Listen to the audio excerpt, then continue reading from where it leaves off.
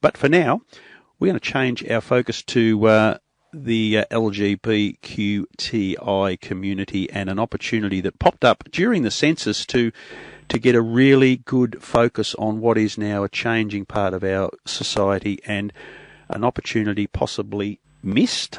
Not quite sure. Bronte Price is joining us now, and he's going to talk about it because he's smack bang in the middle of it.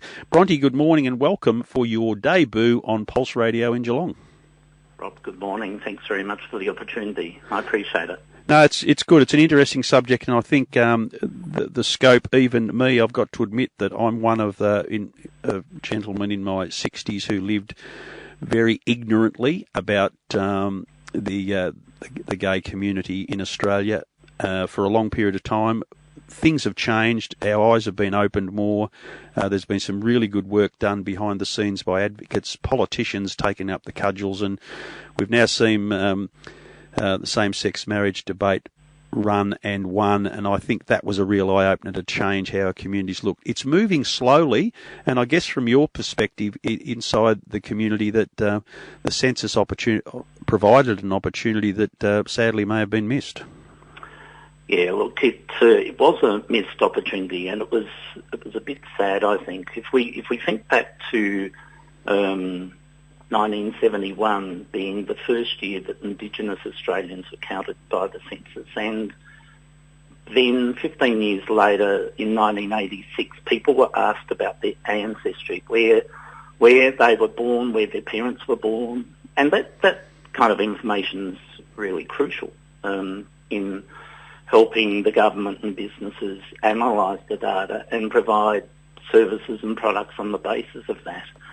And this year it was a bit surprising but very disappointing that the ABS, the Australian Bureau of Statistics, just didn't, it made a decision or the government made a decision that the ABS would not include any questions around gender or sexuality in this census. That means that the very first time that we get another opportunity to do that is in another 5 years. And it would have been, I think, really interesting to have some questions around that in this census, because it's the first year that we've had a census since marriage equality in 2017. And I think some really interesting trends would have shown up. Yeah, look, it's important to me that now that the debate has opened up and we're having the discussion in the community, and I've seen in my social circles a complete change of perception is coming up, but there's still an element, and sadly,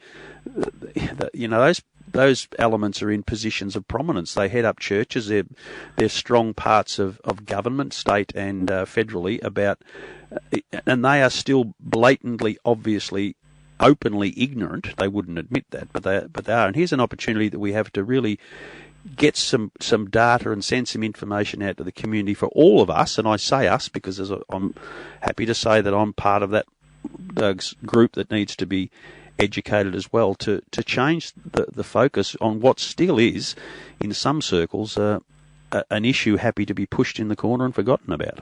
Yeah, it's, we remember back in the 1970s, 80s, it was taboo. It was being gay, being homosexual, it was called then, was a criminal offence, and lots of people went to jail and lost jobs and all sorts of things. And the whole topic was taboo. Like, we just weren't allowed to talk about it, and we were called all sorts of names, including, if you remember, you must be one of them. Yeah, yep.